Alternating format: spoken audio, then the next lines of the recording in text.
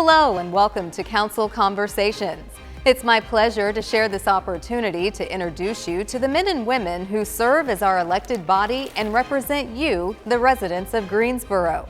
Join us as we take you outside the four walls of this council chamber and visit different locations throughout our great city that represent initiatives of particular interest to our city council. Again, welcome to Council Conversations.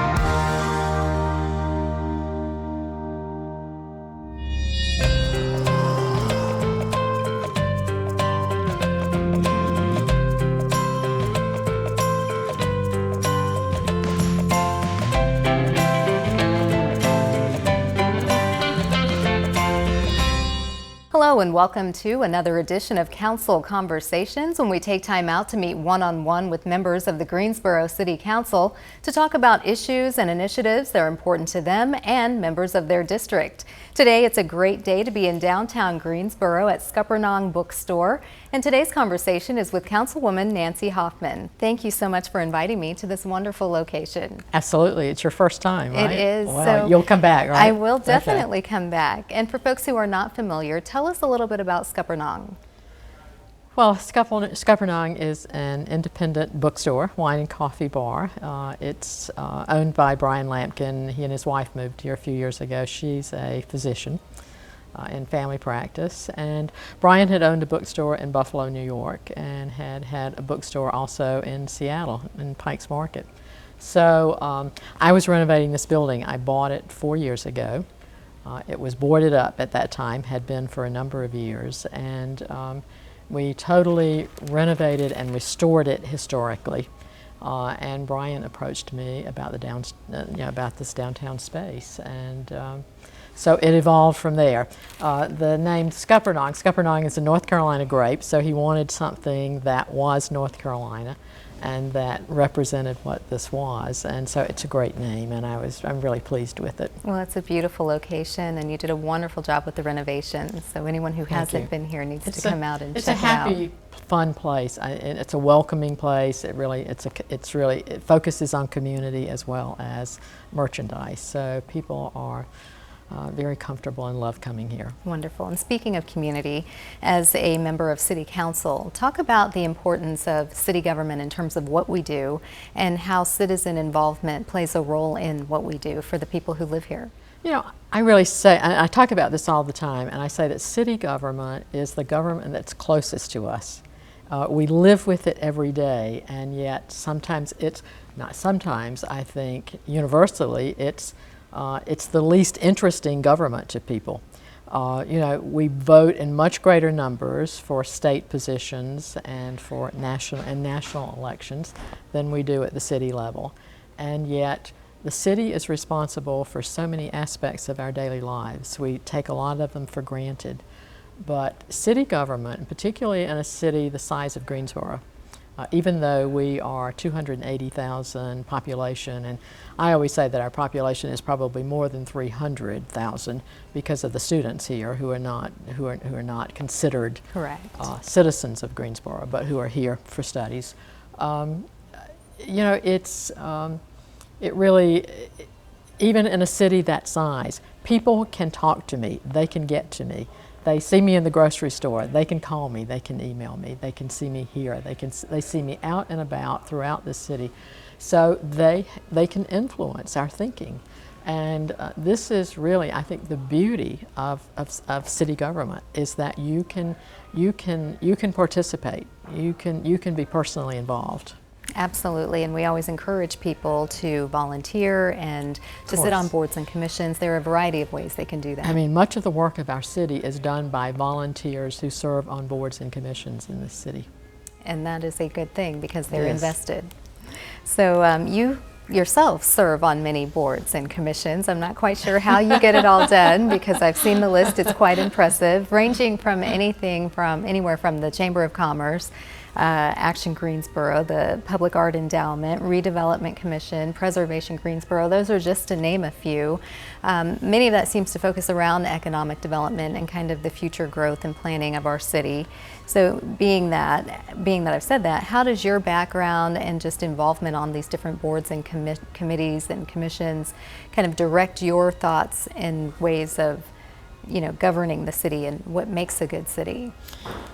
Yeah, for me, one of the things that I've loved most about being on City Council is that it really has come at a time in my life which makes it possible for me to utilize all of my skills, but also all of my interest, my personal and private interest. I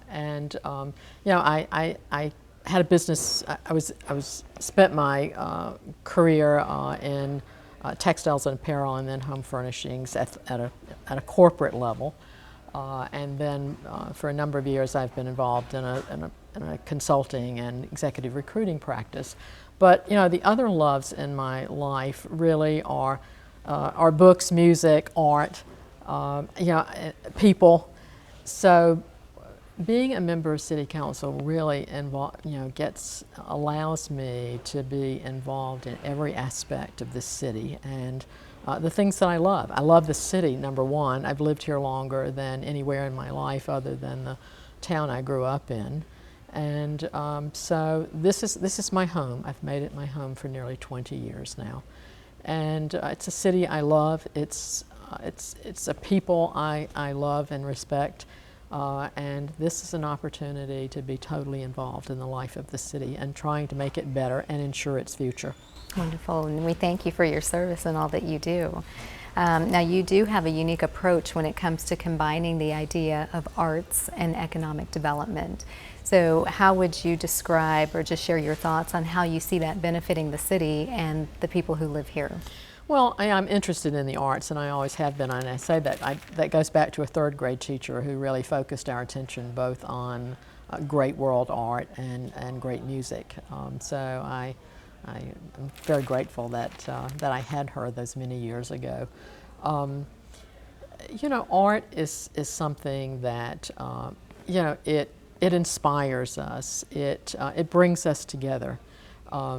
But it's also a part of our economic development too. I actually moderated a discussion at Green Hill where we had three leaders from the arts community and downtown in Asheville, along with three of our leaders here in Greensboro, to talk about the arts and culture and economic development. Arts is a big business, and it's a big business in our city. We're doing a new study at this point, but the study that was done several years ago, the arts in Greensboro bring in about $120 million a year in economic development. It's greater than that now because this goes back 3-4 years. The arts employ probably nearly 4,500 people. So that's a big deal. So we're creating jobs, and but at the same time, we are enriching the lives of people. So I think it's important to focus on that. Knox White, who is the mayor of Greenville, South Carolina, really an outstanding city, where I lived for a year in 1976 when I started my career in the textile business. Knox says every great city has great public art, and I believe that strongly. And Joe Riley, who was the mayor of Charleston for 40 years, actually one of the first things he did as mayor was to establish an office of arts and culture in the city of Charleston.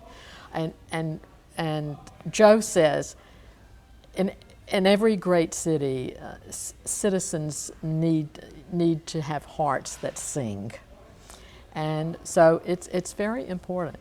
The arts bring us together, but they also they also are fundamentally very important economically. Well, it's glad to see there is a commitment and a strong tie to the arts through the city as far as government is concerned, because you hear a lot of times where communities are doing away with the arts in our schools. So if we do away with the arts when the people are young, then they're not going to cultivate and have any of that when they get older. And you know, we have great assets in this city in terms of the arts.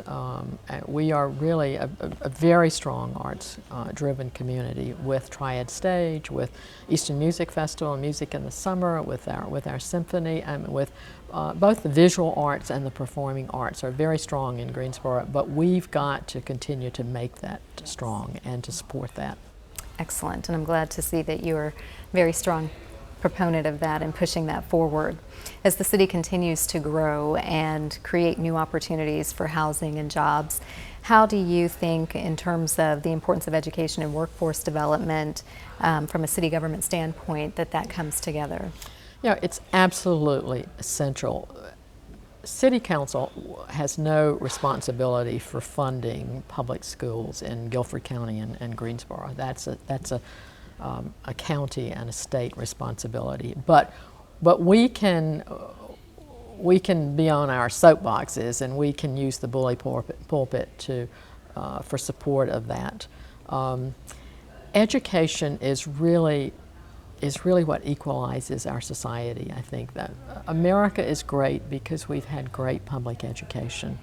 And so as a member of City Council, I've been involved in a program called Degrees Matter, where we're trying to get adults. We have nearly 70,000 adults in Guilford County who've had some college education or technical school education, which they never finished. So the idea is to get them back in and get them to finish the certificate program or finish the degree, because that's very meaningful economically and very meaningful as a society to their families.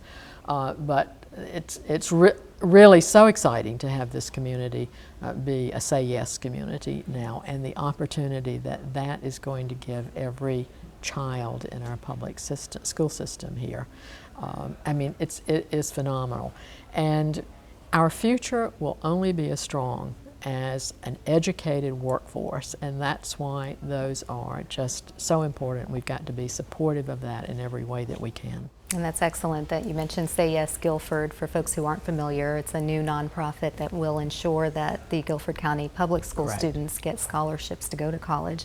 And then I see that as a return on the investment. If we can pour into our young people now, create jobs that they can come back to later, then we keep them here in our community. Having a job takes care of most of the social issues that we are burdened with and that we are concerned about today. Yes.